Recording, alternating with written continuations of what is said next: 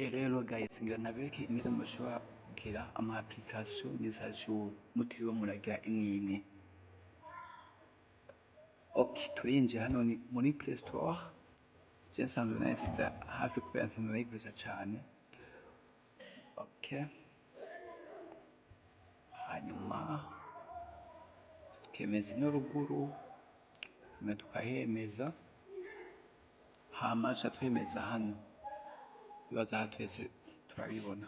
Basanzwe iri mu Gifaransa bahanshije les applications et les appareils. Okay, ca twemeza hano.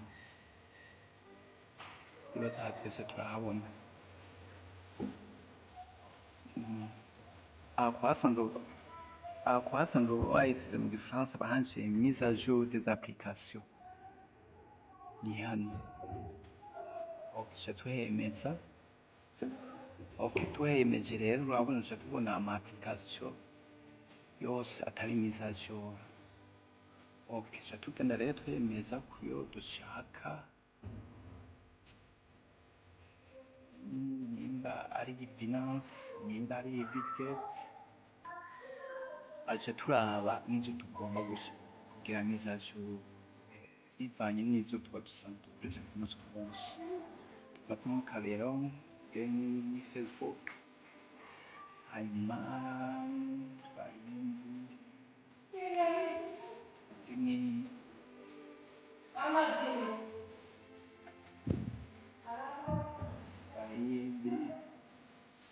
okay, murabona yuko marina zigira mise à jour.